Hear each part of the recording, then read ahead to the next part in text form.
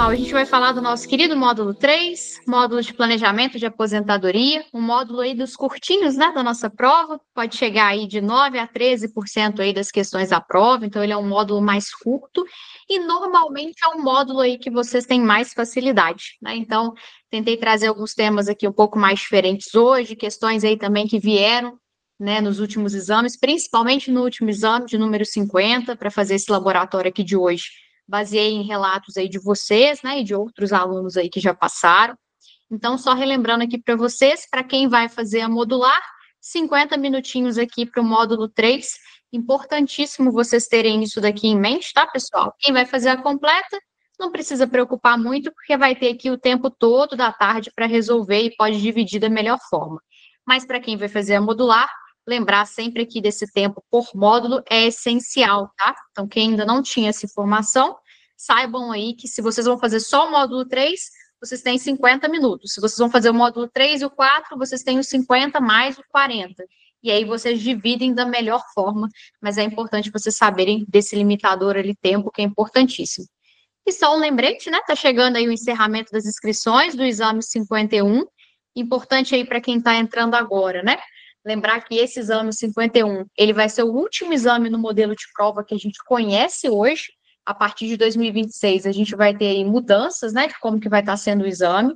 Então, quem ainda está na dúvida se vai fazer em 2026, 2025 agora ou não, acho, assim, mais do que válido fazerem a prova aqui de 51, né, o exame 51 em outubro, que é a prova como a gente conhece hoje, né, pessoal? A gente vai estar pronto aí para o exame 52 em 2026 também, mas quem puder já fazer o de agora, recomendamos aí bastante forte que vocês façam.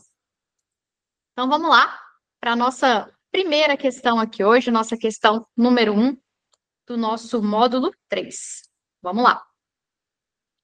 O estagiário, ao estudar sobre os tipos de renda em planos de previdência, compreendeu que, após a fase de contribuição, o contribuinte escolhe se realizará o resgate único ou a conversão do valor acumulado em renda mensal.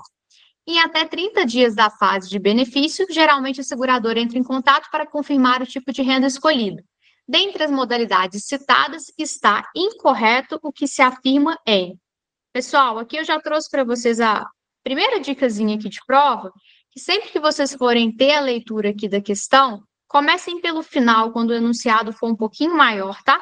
Propositalmente aqui eu li com vocês o enunciado como um todo, mas quando a gente já risca aqui na prova, né, e principalmente para quem vai fazer a prova aí no papel, já risca ali o incorreto, você já começa a leitura ali do enunciado de uma forma diferente. Então, a gente já sabe aqui que a gente quer buscar a alternativa que está errada. Então, a leitura aqui já vai ser outra. Então, vamos lá. Letra A. A renda mensal vitalícia paga exclusivamente ao participante a partir da data de concessão do benefício. O benefício cessa com o falecimento do participante. Perfeito. Aqui descreve corretamente a renda vitalícia simples, que ela paga ao participante e cessa com o falecimento. Então, a nossa letra A aqui está corretíssima. Letra B de bola. A renda mensal temporária paga exclusivamente ao participante e o benefício cessa com o falecimento do participante ou o fim do tempo do contrato, o que ocorrer primeiro. Aqui, perfeito também. Descreve aí corretamente a renda temporária, né? Ou vai vencer no fim do prazo, o próprio nome já diz aí temporário, ou com falecimento, o que for acontecer aí primeiro. Então, é importante aí tentar associar com o nome do tipo de renda para vocês gravarem isso de uma melhor forma. Então, temporária, a gente vai ter ali o tempo ligado a ela. Letra C. A renda mensal vitalícia com prazo mínimo garantido. Percebam que sempre vai vir aqui uma descrição, né? Então, fica um pouco mais fácil ali, se a gente estiver na dúvida e tiver que chutar alguma coisa, dá para a gente tentar ir aqui por eliminação, sim. Então, vamos lá.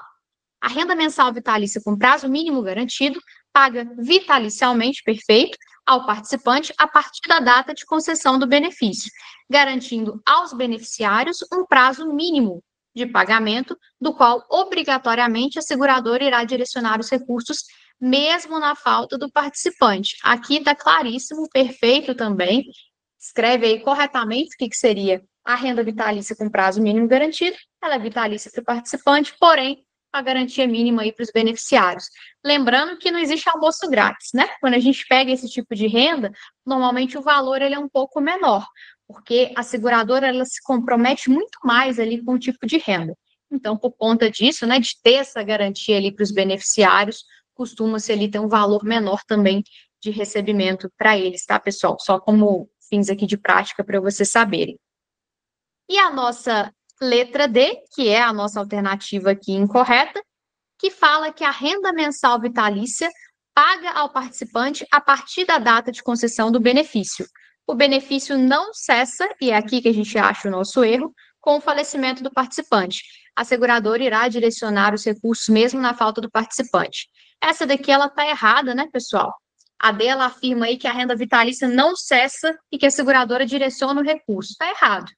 O que não descreve aí é a vitalícia simples, né? Que é a nossa letra A que a gente visualizou agora. Então, a renda vitalícia, ela vai cessar sim com a morte do participante, conforme a letra A que a gente visualizou ali, a definição correta dela. Então, em relação aos tipos de renda, só para a gente conseguir fazer uma revisãozinha aqui rápida em relação a elas, trouxe para vocês aqui da nossa própria apostila, né? Quem ainda não visualizou esses quadrinhos lá, pode aqui tirar um print se achar mais fácil, mas é a própria apostila aqui na tela de vocês, que é onde a gente consegue visualizar ali o tipo de renda de cada um dos disponíveis. Então, quando a gente fala de uma renda mensal vitalícia, que é essa mensal vitalícia simples, que a gente falou ali da letra A, ela paga exclusivamente ao participante a partir da data de concessão do benefício. E o benefício, que foi a nossa pegadinha aqui da questão, ele cessa com o falecimento do participante. Então, essa aqui é a que a gente vai ter ali como uma renda mensal vitalícia simples, é a mesma coisa. Renda mensal temporária. Como o próprio nome aqui já diz, né, ela vai ser ali por um tempo. Então, o benefício, ele cessa com o falecimento do participante ou, lembra sempre desse ou, o fim do tempo contratado, uma renda temporária. Então, ela tem um tempo contratado ali definido. O que ocorrer primeiro. Então, também é um dos tipos aqui que a gente viu na questão número 1.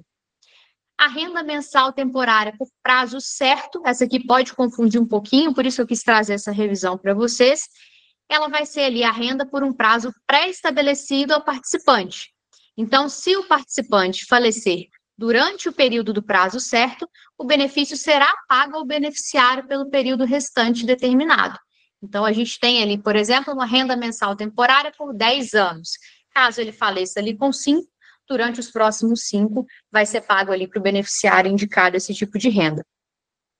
E aqui a gente tem também renda mensal vitalícia com prazo mínimo garantido, que a gente também tem aqui a garantia aos beneficiários, um prazo mínimo de pagamento, assim como a renda mensal vitalícia reversível ao beneficiário indicado, ocorrendo aí o falecimento do participante durante o pagamento, o valor a ele vai ser revertido vitalicialmente. Então, normalmente essa daqui é a que tem o menor valor, né? Porque a seguradora ela tem que garantir de forma vitalícia para o beneficiário, né? Não é nem ali para o próprio segurado. Então, ela costuma ter um valor aqui mais reduzido de renda.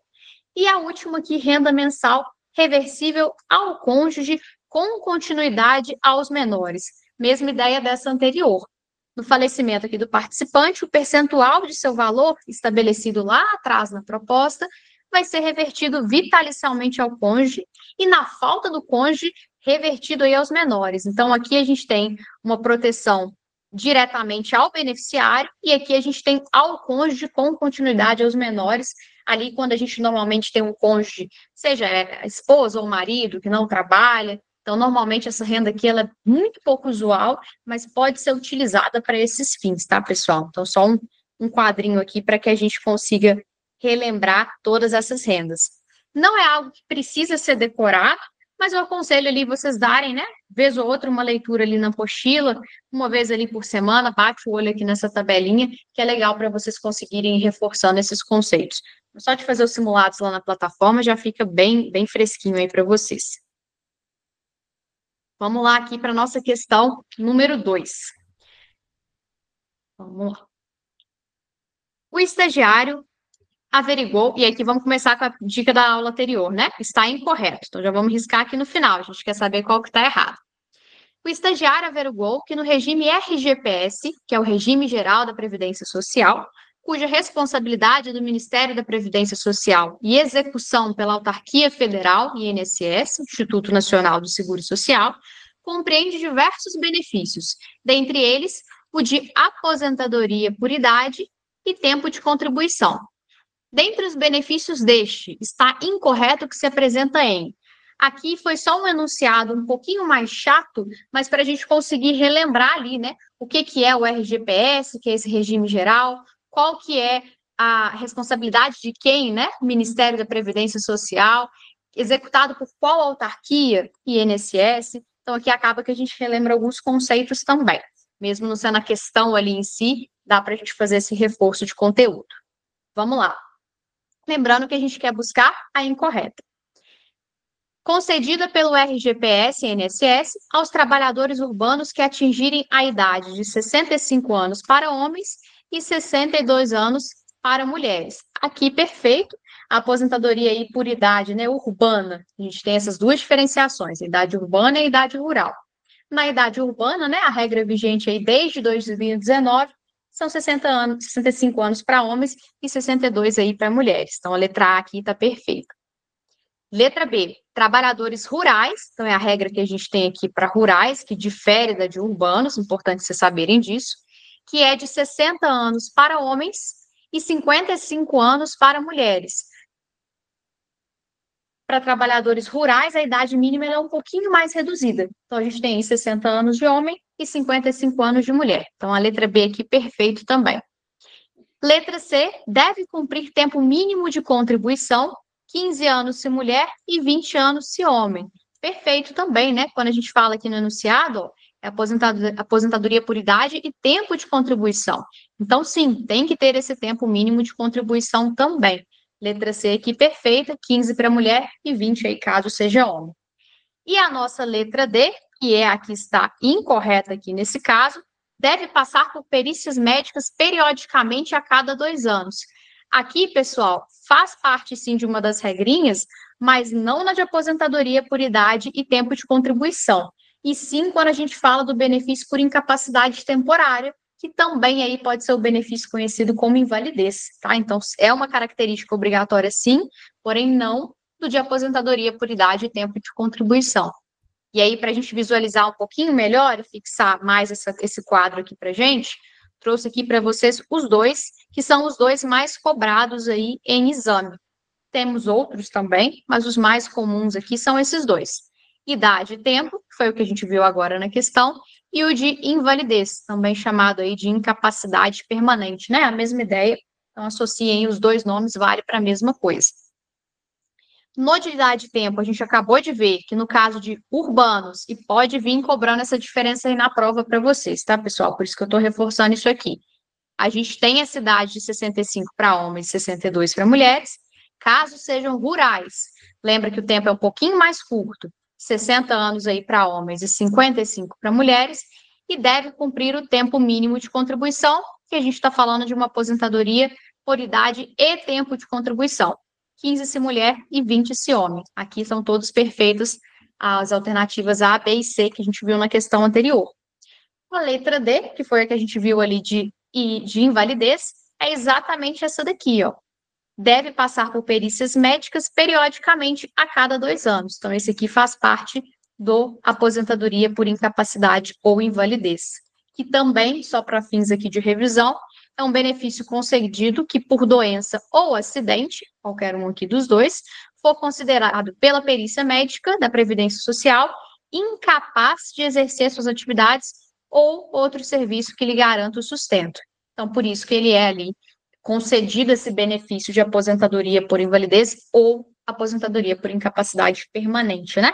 Ele fica ali incapaz de garantir o próprio sustento, por isso que ele recebe esse benefício. Então, trazendo aqui as principais diferenças entre os dois.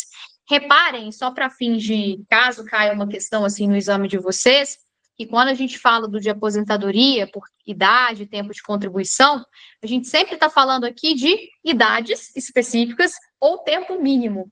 Então, se cair alguma regrinha ali muito diferente, a gente já sabe que não se trata desse tema, né? É usual ali não está falando dele. Aqui, em todas as regrinhas, a gente falou ou de idade mínima ou de tempo mínimo. Então, uma forma aí de vocês tentarem entender melhor também, né? Não precisa decorar isso daqui de maneira nenhuma. Então, matamos aqui a nossa questão 2 de hoje. Vamos aqui para a nossa número 3. Ô, Mais Gabriela, uma vez. Oi. eu queria tirar uma dúvida. Eu lembro que na, Sim. na, na última prova, não sei se o pessoal vai lembrar, teve uma questão sobre isso, né? E ele falava, pelo que eu lembro, da regra antiga, que era ou tempo de contribuição ou idade. Qual que era a opção que ele poderia escolher que seria mais vantajoso, né? Hoje na Uhum. prova, ele pode dar essas opções para confundir, né? Ou não, ele não vai dar essa opção. Como será que É, pode ser? o motivo de eu ter colocado essa questão aqui hoje foi que teve um relato mesmo de 2 alunos de questão nesse sentido. Lembrando só um parênteses antes de responder sua dúvida, existem provas diferentes, tá, pessoal? Então não é porque não veio na de vocês que não veio na de outro aluno. Tem números de provas diferentes. Mas vamos lá, fechando parênteses. Pode sim vir essa questão de cobrar a regra anterior, que é diferente da regra nova, que é vigente aí desde 2019. E como desde 2019 já tem um tempo aí bacana, né? A partir de 6 meses já se cobra aí as mudanças de prova, pode sim vir confundindo, tá? Eu só tive relatos aí de que caiu sobre esse conteúdo. Você já está me trazendo aí mais Eu, informação, né? De e eu como não caiu. lembro, eu não lembro de na prova ter uma das respostas é que tinham idade e tempo de contribuição, né? Tinham lá Perfeito. 4 opções, duas que eram bem nada a ver, e uma que era idade e a outra que era tempo de contribuição. Então eu falei, em tese nenhuma tá certa, né? Eu até abri recurso lá, mas não foi aprovado, então eu fiquei na dúvida, será que eles estavam, aquela a questão era com base na regra antiga e eles podem misturar, né? Então eu fiquei nessa dúvida. Tá, não, em relação a. Não tive o relato depois de terem aberto recurso. Você está me trazendo isso agora, legal. Eu vou fazer o seguinte, em relação a essa, eu vou deixar anotado aqui, e aí, quando finalizar a aula, eu vou perguntar a esses 2 alunos se eles lembram um pouco mais no detalhe, se foi isso mesmo, e vou procurar saber se as questões anuladas se tiveram essa daí que você falou, tá? Porque eu não tive esse retorno do lado de cá. Porque se tiverem as opções ali em que duas são corretas, né? Duas igualmente corretas, é a mesma coisa de não ter nenhuma ali que está correta também, né? Uma questão que merece anulação, que é o que você está me falando pelo visto. Ele pode trazer sim a regra antiga, mas aí vai ter uma opção ali mostrando a regra nova, né? Então seria teria uma alternativa correta. Não sei se eu consegui explicar bem. Tá. Então, se foi no sentido ali de que duas respostas eram igualmente certas e não uma mais certa do que a outra, estaria certo aí na abertura de recurso, tá? Eu vou procurar saber sobre a questão anulada e no final Tá aqui eu vou bom, deixar meu WhatsApp, se você puder me mandar um oi lá, a gente conversa disso depois com mais detalhes. E aí eu tá mando bom. no grupo também aí geral para todo mundo que está aqui presente ficar ciente também desse retorno. Pode ser? Pode ser. Perfeito. No final aqui eu deixo o WhatsApp aqui, aí você me manda lá um oi para a gente procurar saber mais essa questão. Mas realmente, pessoal, o motivo de ter colocado esse tema aqui é porque veio no último exame, não me passaram exatamente como, por isso que eu quis trazer aqui um pouco mais completo para vocês, mas já tivemos aí uma boa contribuição hoje. Vou procurar saber se foi anulada e volto com vocês aí, fico com esse para casa. Mas vamos lá. Questão aqui, número 3 do nosso laboratório de hoje. Incorreto, já vamos aqui para o final, buscar se está certo ou errado. Se tiver como incorreto, marquem na prova aí sempre, para que não confunda vocês ali na hora de marcar. Aqui, pessoal, é mais uma questão para a gente revisar conceitos, tá? Então vamos ler aqui o enunciado juntos. O estagiário averigou que no regime RGPS, então Regime Geral de Previdência Social, cuja responsabilidade do Ministério de Previdência Social e execução pela Autarquia Federal e INSS, compreende diversos benefícios. Entre eles, está incorreto o que se apresenta em. Então vamos lá. Salário família, valor pago ao empregado de baixa renda, inclusive o doméstico, e ao trabalhador avulso, de acordo com o número de filhos. Filhos maiores de 14 anos não têm direito, exceto no caso de portadores de deficiência, para os quais não há limite de idade. Aqui, perfeito, pessoal, definição do salário família, nenhum erro aqui dessa questão, é um dos benefícios aí das condições do RGPS, nenhum erro aqui na letra A. Letra B, pensão por morte, talvez aí a mais comum, né? O benefício pago à família da pessoa segurada que falece. Para a concessão de pensão, não há tempo mínimo de contribuição, isso aqui é importante, mas é necessário que o óbito seja da pessoa segurada pelo RGPS e INSS. A partir da reforma da Previdência, pensionista irá receber 50% do valor mais 10% por dependente, né? Então, ele tendo os dependentes, ele tem esse acréscimo, até o limite de 100%. Se houver dependente inválido ou deficiente, sempre leve-se em consideração isso, né, pessoal? Desculpa. Recebe-se ali 100% do valor. Então, a pensão por morte, a mais comum aí, é um dos benefícios também, e está perfeito aqui essa definição. Auxílio reclusão, benefício pago ao trabalhador que sofre um acidente e fica com sequelas que reduzem permanentemente sua capacidade de trabalho, caráter indenizatório e não é exigido tempo de contribuição. Aqui, pessoal, reparem, né? Vamos tentar ir aqui como se a gente não tivesse aqui em aula. Auxílio reclusão, benefício pago para quem sofre um acidente. Então, aqui a ideia foi de trazer um reclusão aí, quando a pessoa ficar um pouco mais debilitada, um pouco mais imobilizada, talvez em casa, mas aqui está errado, tá, pessoal? A definição aqui para vocês é do auxílio acidente. Os nomes dos auxílios, eles são muito óbvios, tá? Então, se tiver alguma coisa muito discrepante, provavelmente está errado, como está aqui nessa questão. Então, não é algo que vocês precisam decorar. Então, a nossa letra C aqui, ela está errada. A gente vai estar falando de auxílio acidente e não auxílio reclusão. A definição aqui está correta, mas o nome aqui do benefício está errado. Então, letra C aqui está incorreta. Letra D, só para a gente finalizar aqui a revisão, auxílio por incapacidade temporária, benefício concedido à pessoa segurada que é impedida de trabalhar por doença ou acidente por mais de 15 dias consecutivos. Isso daqui também já foi questão, tá, pessoal? Esse tempo aqui é importante vocês saberem. E a partir do 16º dia, a Previdência Social paga. Então, aqui também é uma descrição correta de um benefício do RGPS, letra D, auxílio por incapacidade temporária.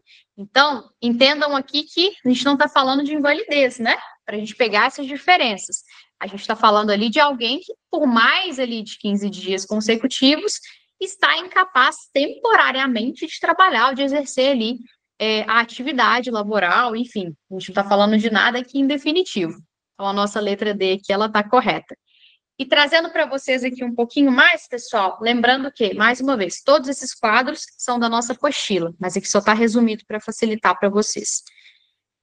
Aqui, quando a gente fala da pensão por morte, ela é a mais usual e, normalmente, quando vem caindo alguma coisa, vem nesse sentido, que é o benefício ali pago à família da pessoa segurada que falece, a gente acabou de ver. A partir da reforma tem essas regrinhas aqui, se tiver algum dependente inválido, recebe 100%. Então, esse aqui é o mais usual. Também vai ter aqui o auxílio por incapacidade temporária, que a gente acabou de visualizar na anterior, e o salário família aqui também. O que trouxe a confusão para vocês foi misturar os conceitos aqui, né, de acidente com o de reclusão. No de acidente, como o próprio nome aqui já diz, é um benefício pago a um trabalhador que sofre um acidente e fica com sequelas que reduzem permanentemente a capacidade de trabalho. Então, ele tem esse caráter indenizatório e não é exigido tempo mínimo de contribuição. Não tem essa regrinha aqui. Assim como no reclusão, que é o outro que a gente visualizou antes, ele é devido aos dependentes, importante aqui, né, pessoal, porque o segurado estaria recluso, então ele é devido ali aos dependentes do segurado de baixa renda, recolhido à prisão durante o período em que estiver preso, né? Importante isso aqui também. A partir do momento que ele não estiver preso em regime fechado, né? Então tem que ser o regime fechado, a família vai estar recebendo este tipo de benefício. Então, para quem aí facilitar e preferir tirar um print aí também, fica à vontade, mas lembrando que a aula vai para a plataforma em 2 dias para vocês também. As próximas 2 questões, pessoal, eu trouxe para vocês aqui, porque é algo que, às vezes, passa batido ali de conteúdo e é conteúdo programático aí de prova também, tá? Então, para a gente conseguir aqui revisar as 2, vão ter o mesmo intuito aí, a questão 4 e a questão 5. Mais uma vez, a gente vai estar falando aqui do exceto. Sempre grifar isso aí no finalzinho, se vocês visualizarem um exceto, né, uma incorreta, grifem lá no final. Vamos lá. Questão aqui 4. Ao revisar sobre o regime próprio de previdência, RPPS, cuja responsabilidade cabe ao Ministério de Previdência Social e a execução é administrada individualmente por cada entidade federativa que o institui, além de possuir a Secretaria de Política de Previdência Social, SPPS, do Ministério da Previdência Social, cuja responsabilidade desta, ou seja, né, desta secretaria, seja elaborar e publicar o Manual de Progestão RPPS, em relação aos segurados facultativos, compreende nesses exceto. Aqui, pessoal, nas últimas eu trouxe também esse enunciado um pouco mais chato, né? E tem sido cada vez mais comum a Carlos Chagas colocar dessa forma. A gente já lê a questão ali um pouco com medo, né? Assim, caramba, o que vai vir cobrando nessa questão aqui? Não entendi nada do que eu li até agora. E às vezes a questão ali é uma questão um pouco mais tranquila. Então, se vocês verem o enunciado ali, muitas vezes é só para poder encher ali, né, o conteúdo do enunciado na própria prova de vocês, e não necessariamente é o que vai estar sendo cobrado, tá? Então, não se assustem de ver ali um enunciado maior e acharem que vocês não sabem. O que ele quer saber aqui é, em relação aos segurados facultativos, compreende nestes, exceto. É só isso que ele quer saber. Mas a gente acaba que faz uma revisãozinha ali dos conceitos também, que pode ser importante para vocês. Vamos lá. O que a gente quer nessa questão, então, é identificar o que não é facultativo, né? Então, em relação aos segurados facultativos, compreendem exceto, ou seja, o que não é facultativo. Então, vamos lá. Essa daqui, ela é bem simples a gente passar a explicação. Na próxima, a gente vai ver um quadro ali mais didático. Mas, aqui a gente tem definições práticas, né? É mais vocês saberem que existe isso, tá? Servidores que ocupam cargos comissionados, servidores públicos efetivos aposentados e servidores que ocupam cargos temporários, todos eles aí vão estar como os facultativos. O que vai estar aí como exceto nessa questão vão ser os militares. E aí o porquê disso, né? Os militares, eles não estão nessa categoria de segurados facultativos do RPPS. Eles são cobertos ali por regimes próprios, específicos. Portanto, não entram na categoria de facultativos. Como vida real, é só vocês lembrarem, né, que às vezes a gente vê no jornal alguma notícia discutindo, por exemplo, aposentadoria dos militares, algumas coisas específicas por conta disso, né? Ele não entra ali nesse bolão comum. Então, só para vocês talvez facilitarem lembrar dessa forma. Mas quando a gente fala aqui do RPPS, né, o regime de previdência aqui próprio social, a gente tem esses dois times aqui jogando.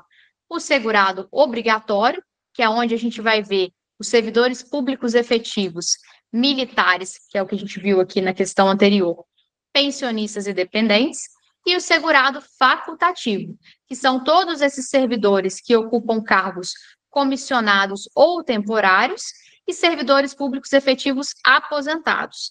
Então, os únicos que vão estar aqui como obrigatórios são os servidores públicos efetivos. Todos os outros vão estar ali na categoria de facultativos. E os demais ocupantes aqui de cargos efetivos, tá, pessoal? Então, é uma questão ali muito específica, se vier cobrando na prova de vocês, provavelmente vai ser uma questão só, não é algo que precisam preocupar de decorar, mas é importante vocês saberem aqui que existem esses dois grupos aqui de segurados, né, facultativos e obrigatórios.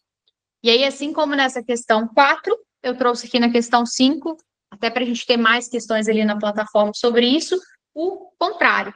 Agora aqui já falando em relação aos segurados obrigatórios, para a gente fixar um pouquinho mais, depois vocês vão pegar essa questão na plataforma e vai ser uma forma de revisão. Então, vamos aqui novamente, buscando o exceto. Então, vamos lá para a nossa número 5. Ao revisar sobre o regime próprio de Previdência Social, RPPS, cuja responsabilidade cabe ao Ministério da Previdência Social e execução é administrada individualmente por cada entidade federativa que o institui, além de possuir a Secretaria de Políticas de Previdência Social, SPPS, do Ministério da Previdência Social, cuja responsabilidade dessa seja elaborar e publicar o Manual de Progestão RPPS. Em relação aos segurados obrigatórios, aqui a gente quer o contrário da questão anterior, compreende nesses exceto, ou seja, a gente quer identificar aqui o que não é obrigatório. Como a gente acabou de ver ali a questão anterior, a gente já sabe aqui qual que é a resposta, mas vamos lá. Quando a gente estiver falando de segurados servidores públicos efetivos, desculpa, militares e pensionistas e dependentes, é o quadrozinho que a gente viu ali na questão anterior e vai ver aqui agora também. Todos eles ali vão estar figurando dessa forma, né? E aqui a gente vai ter os servidores que ocupam cargos comissionados, que vai ser o que está errado aqui para gente. Esses servidores que ocupam cargos comissionados vão estar na relação lá dos facultativos e não dos obrigatórios. Então, mais uma vez aqui a tabelinha para a gente fixar segurado obrigatório e segurado facultativo. Então, só para vocês reforçarem aí, para refazer essa questão lá na plataforma depois e lembrar um pouquinho aqui que a gente viu isso na aula de hoje. Já tivemos relatos de cair sobre esse tema uma vez, há alguns exames atrás, então, por isso que ocorre, às vezes, a probabilidade de vir, né, em um próximo exame, um dos próximos exames, quando fica um tempo ali sem cobrar algum assunto, tá? Então, por isso que eu trouxe aqui para vocês revisarem esse tema. Questão aqui, número 6. E aí, essa questão aqui, né, veio no último exame cobrando sobre esse tema, que é a nova lei. Então, trouxe aqui para vocês, porque causou dúvidas, né? Se ia vir ali, apesar de já estar vigente, poder vir cobrando, a gente teve essa dúvida, né? Já, vai vir cobrando, não vai vir. E teve gente ali que na hora acabou esquecendo. Então, trouxe aqui para vocês para a gente revisar esse tema, que é muito provável aí que venha de novo, tá, pessoal? Então, tema aí que está em voga no momento, então é importante a gente revisar aqui um pouquinho. Lendo aqui o finalzinho da questão, a gente não está vendo nada de exceto, de incorreto, então a gente está buscando aí realmente a que está certo. Vamos ler aqui a questão número 6. O nosso querido estagiário, ao estudar a nova lei aqui de 2024, verificou que o participante de um plano de previdência complementar que já tenha feito a opção pelo regime progressivo ou regressivo poderá realizar nova escolha. E aí vamos aqui para nossas alternativas. Letra A. Somente no momento da contratação do plano? Incorreto. Né? A nova lei aí, ela justamente ampliou o prazo, tirando a obrigatoriedade de decidir apenas a contratação. Né? Era a regra ali anterior. Então, a letra A aqui está incorreta, que foi o que veio confundindo aí nesse último exame, tá, pessoal? Do número 50. Então, letra A aqui está errada, não é a nossa alternativa correta. Letra B. Somente no momento do primeiro resgate sendo proibida a escolha do benefício. Errado aqui também. A opção ela pode ser feita de acordo com a nova lei aí de 2024, no primeiro resgate ou no momento da obtenção ali do benefício. Então, letra B aqui está errada também. Letra C. Até o momento da obtenção do benefício ou do primeiro resgate após a publicação da lei. Perfeito. O artigo 2º da nova lei, ele alterou exatamente para poder permitir essa opção de regime tributário, né? Regressivo ou progressivo, seja exercida ali até o momento da obtenção do benefício ou do primeiro resgate. Então, a letra C aqui, ela traz perfeito a nossa nova regra em vigente a partir de 24. E a letra D também está errada, apenas quando completar 60 anos de idade. Não tem nada de limitação ali de faixa etária nessa nova lei, tá, pessoal?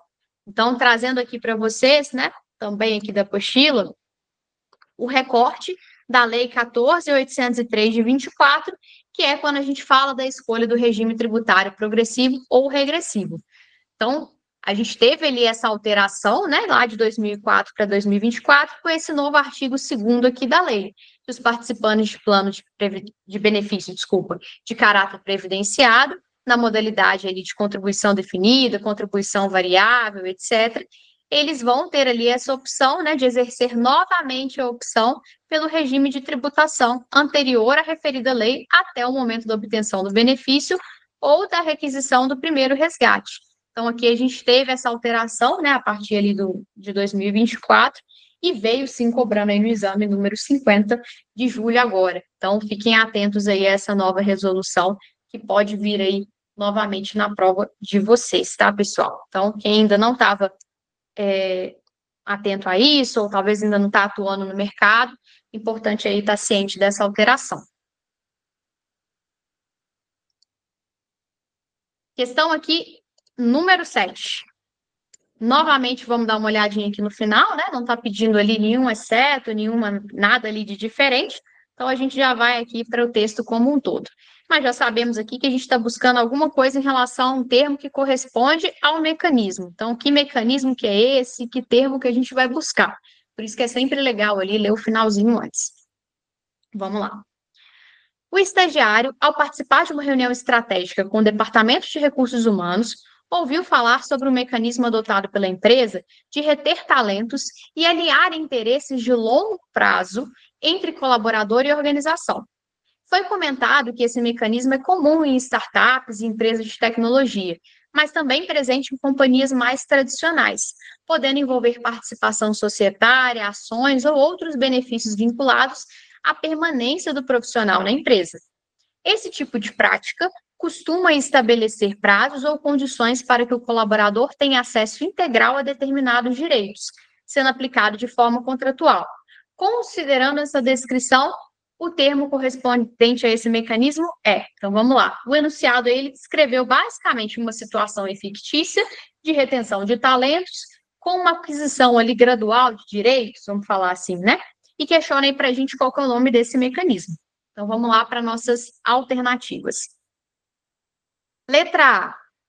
Pagamento imediato de bônus e ações no ato da contratação. Aqui a gente falou ali de longo prazo, né, pessoal? Reter talentos já não faz muito sentido, né? Então, o pagamento aí imediato de bônus, ações, é o oposto, né? Não está falando de nada aqui de gradual ou de longo prazo. Então, a letra A aqui está incorreta. Pula B. Concessão irrestrita de participação societária ao colaborador no início do contrato. Aqui, mais uma vez também, né? Pode ser ter uma concessão de ações, concessões de participação, qualquer tipo, mas contraria ali o que foi condicionado no nosso enunciado, que é falar de longo prazo, de reter talentos. Aqui ele está falando de imediatismo. Então, letra C aqui também está incorreta. Letra D. Plano de participação nos lucros anual da empresa. Participação de lucros, né, PLR aí, mais conhecida por alguns, é um tipo de modalidade de remuneração, mas não necessariamente aí vinculada à permanência ou a prazos ou à retenção de talentos aí no longo prazo, né? Não necessariamente tem a ver com isso. Então a gente risca que a D também está incorreta. E a letra B, que é a definição de vesting, né? Vez ou outra sempre vem em prova a definição de vesting ou pedindo significado ou trazendo ela ali diretamente no enunciado e perguntando ali qual que é o termo dela nas alternativas A, B, C e D, que o vesting aí vai ser um processo em que benefícios ou direitos são adquiridos de forma gradual ou após condições definidas. Perfeito, né? Ele descreve ali justamente o que a gente está buscando nessa questão.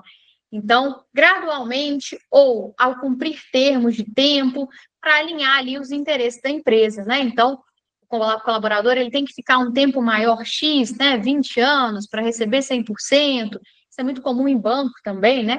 Então, o vesting ali, essa regrazinha de vesting que a gente chama, é o que vai condizer aqui mais com o que a gente falou na descrição do nosso enunciado. O mecanismo ali de reter talento, sim, e alinhar interesses ali de longo prazo, né? Esse alinhamento de interesses aqui, essencial e faz sentido com a regra de vesting, né? É um dos termos aí em inglês que pode vir em prova, e é importante aí vocês saberem o significado dele também. E assim, né, a mesma ideia da questão anterior que eu trouxe para vocês também, da número 8, que é mais uma vez um case, né, a prova tem sido um pouco mais recorrente nisso, de às vezes não trazer a pergunta direta, como acontece ali muito usualmente, né, nas provas que a gente já conhece, de Ancor, CPA, CEA, vem a pergunta e já vem ali direto a resposta. A Carlos Chagas, até por ser uma banca aí mais estilo de concurso, ela gosta de colocar uma historinha, gosta de contar ali um caso. Então, vem uns anunciados um pouco maiorzinhos assim. Isso é muito comum da prova. Por isso que é importantíssimo vocês treinarem o tempo de prova também, tá, pessoal? Viu uma questão rápida? Já lê uma questão grande, desculpa. Já lê ali uma leitura rápida no final para entender o que ele está pedindo, né? Então, aqui de novo ele está perguntando de um mecanismo e já vai com uma leitura mais dinâmica ali dessa primeira vez nessa questão, tá? Façam isso na prova também. Começa do final e lê o texto ali como um todo. Então, passando aqui, mais uma vez aqui na nossa mesma ideia da anterior, a gente está pedindo um mecanismo. O estagiário acompanhou uma conversa entre o executivo e o setor de compliance e ouviu falar sobre um acordo contratual no qual determina benefícios prometidos ao colaborador não são concedidos de forma imediata. Então, fugindo aqui do imediatismo. E é um acordo, né, entre colaborador e empresa. O executivo comentou que essa prática é usada para incentivar a permanência do profissional na empresa e alinhar seus interesses com o crescimento do negócio, sendo aplicada principalmente em empresas que oferecem participação acionária a colaboradores estratégicos. E foi mencionado também que se o colaborador deixar a empresa antes de cumprir o tempo ou as condições estabelecidas, poderá perder parcial ou totalmente o direito a esses benefícios. Então, passando aqui sobre as alternativas, né, para a gente perguntar, com base nesse cenário, qual que é esse mecanismo ali que a gente está procurando. Então, vamos lá. Acabei que puxei o tubarãozinho aqui, mas vamos ver uma por uma. Letra A.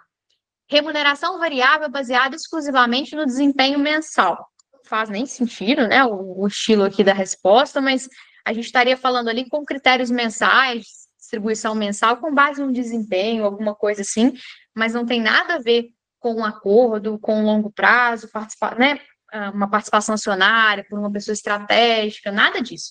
Então, aqui a gente não está falando de aquisição gradual, letra A aqui incorreta. A letra B, ela já fala de plano de stock options, né, que é uma que a gente viu ali na questão anterior, falando sobre isso, só que sem qualquer prazo ou condição para exercício. Então, errada também, né? O stock option, ele pode fazer parte aí de um plano de vesting, sim, com toda certeza, mas sem prazo ou condições não configura esse mecanismo que a gente está falando, tá? Lembra que é um acordo ali que é feito, né? Então, aqui a nossa letra B está incorreta também. Letra C, já vimos aqui a resposta, né? Mas vamos só passar a D aqui antes. Programa de participação no lucros e resultados paga anualmente. Mesma ideia da PLR que a gente viu ali na anterior. É um pagamento vinculado a resultados, mas não tem característica ali de aquisição progressiva de direitos ou de bonificação ali a longo prazo para reter algum talento, nada disso. E a letra C, que é a de vesting, né? A regra de vesting que a gente viu ali como alternativa correta anterior e aqui também, que é o processo em que benefícios ou direitos são adquiridos gradualmente ou após o cumprimento ali de requisitos. Então, aqui, perfeito, né? A alternativa C, ela repete a definição, são esses benefícios ali que vão ser entregues gradualmente, né? Ou após condições. Se o colaborador sair antes, isso é muito comum, se ele sair com 5 anos, ele recebe 25%. Se ele sair com 10 anos, ele recebe 50%. Com 15, 75%. 20 anos, que aí seria um longo prazo, né? Você conseguiu reter aquele talento, vamos falar assim, aí sim ele recebe o 100%. Então, é exatamente o que o nosso anunciado aqui descreve como Gabriela? a nossa questão. Oi? Ô, Gabriela, você teria como explicar uma afirmativa aí com a letra B? Só para a gente ter uma noção de como poderia vir na prova? Perfeito. Esse stock options, normalmente ali quando pode vir uma historinha mostrando ali que um colaborador estratégico, ele vai ter uma opção ali de ações, por exemplo, né? Trazendo aqui um pouco mais para o português. Então, caso ali ele faça algum contrato com a empresa de longo prazo, ele vai ter ali um benefício revertido em ações, né? Que é a participação acionária que a gente falou aqui na nossa questão anterior, aqui, ó, vem sobre participação aqui, ó. Mecanismo comum, desenvolver participação societária, ações ou outros benefícios.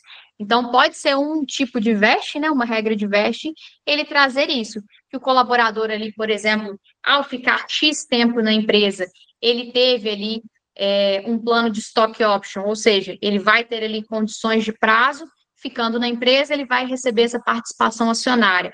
Então, pode vir nesse sentido. O mais comum é que venha sempre puxando para a regra de vesting, né? E não falando do stock option em si. Então, ele pode trazer ali para você, mais comum, um textinho, né? Vindo ali uma explicação de um case, igual a gente fez aqui agora, e aí ele passar um plano de stock option com condições de longo prazo para exercício. Aí sim, faria sentido, né? Dado que as outras estariam erradas. A gente sempre tem que ver também qual que está mais correta. Ou então, aparecer ali a opção A, B, C e D. Aí, as 3 opções ali não tem nada a ver com segurar o colaborador, e aí tem a opção de stock option, que faz todo sentido, porque você está se tornando sócio ali da empresa, né? As ações da empresa, você vai ter ali elas também como participação. Então, pode vir nesse sentido, tá? Muito difícil vir pedir para vocês a definição ali de stock option.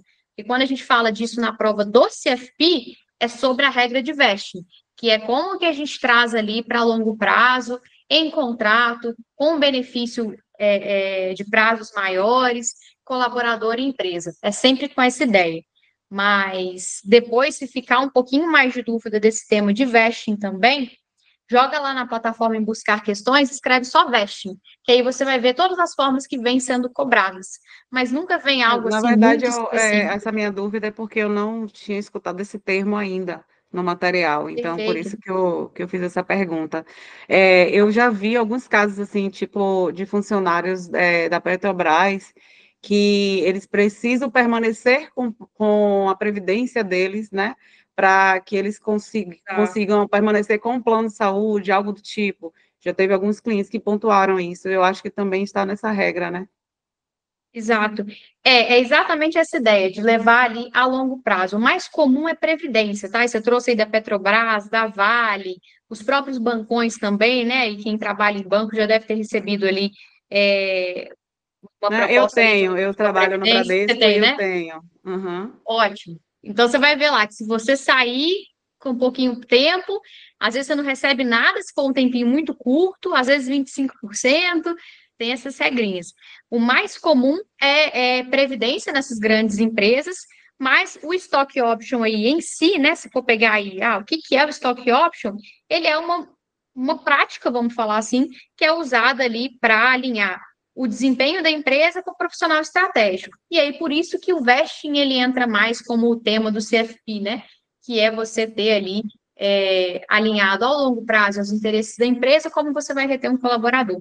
Então, não tivemos nunca nenhum relato de que veio cobrando exatamente o stock option como tema central da questão, mas ele pode vir dentro de uma questão, sim, de vesting, tá? Falando sobre o tema de vesting.